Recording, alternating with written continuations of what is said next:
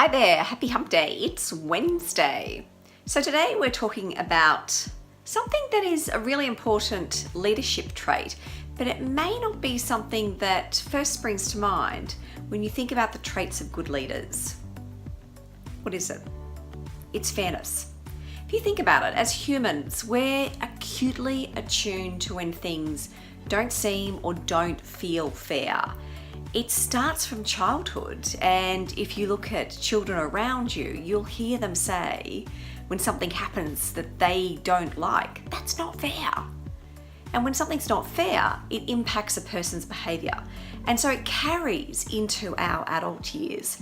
We're really highly attuned to when we see unfairness play out in the workplace. We can see it when leaders treat people differently.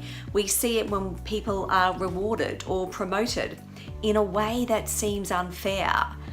Of course, what's fair and what's unfair is based on a person's perception. It's the person's interpretation of what's happening. And that perception, therefore, plays a really large part in how the person is reacting to what's going on around them. So regardless of whether it is actually fair or in reality unfair, that perception is going to impact how the person is motivated, how they think, and how they behave. And there's some really interesting research which backs this up. So Dr. Sarah Brosnan from Georgia State Department of Psychology and Philosophy and Dr. Frans de Waal from the Psychology Department at Emory University, they looked at fairness and they ran an experiment with capuchin monkeys. And as we know through biology, there are connections in terms of primates and humans.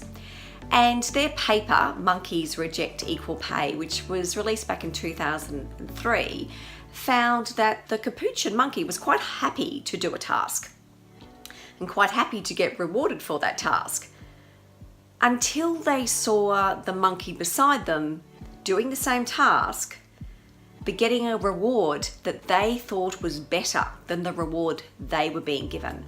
And as soon as they saw that, they didn't want to participate in the task anymore. And this plays out in the work environment all the time. Think about bonuses and how people are paid. You might be really happy with what you get paid and your bonus or the reward that you've been given until you talk to the person beside you or a colleague or a friend and you find out that they got paid or are getting paid or getting more reward than you're getting. And that's really hard, particularly if you think you're putting in more effort, you're delivering more value than they are. Now, we do know that pay and rewards are not the ultimate motivator in the work environment, but it certainly has an impact if a person thinks that that pay and reward is not fair. We have this thing in psychological terms which is called equity theory, and it plays out.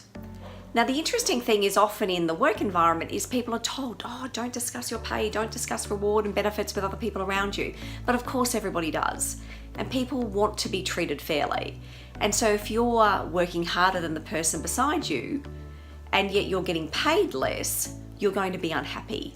And what equity theory shows us is that the person who is getting paid less than what they think they're deserved will sometimes then take behaviours that are not optimal behaviours to even out the ledger. And what Fernan and Taylor found in their book, Bad Apples, is that what happens with equity theory is it's concerned with the output and the input as it's perceived by the people involved. And so what happens in practice is that the greater the perceived in equity, the greater the motivation for the person to try and even the scales out, to try and restore that balance that they feel is out of kilter. And how they do it can vary, but it can range from people taking sick leave, taking longer lunch breaks, or at the worst end of the scale, actually committing fraud.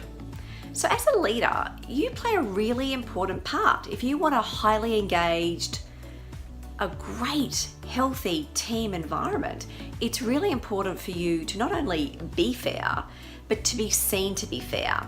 And so to make sure the practices that you're putting in place in terms of hiring and promotion and reward and recognition that there is a really clear process that you're using so people can assess for themselves that the process that's happened has been fair.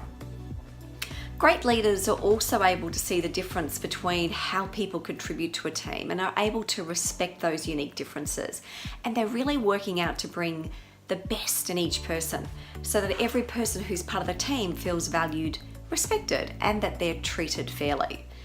And I really love the quote to finish this conversation or this chat off by the American journalist Brit Hume. And she talks about that fairness, it's not an attitude, that it's actually a professional skill that must be developed and exercised. It's a great thing to think about. So for you as a leader, how are you practicing fairness? How are you honing your skills as a fair leader? Take care, and I'll see you next week.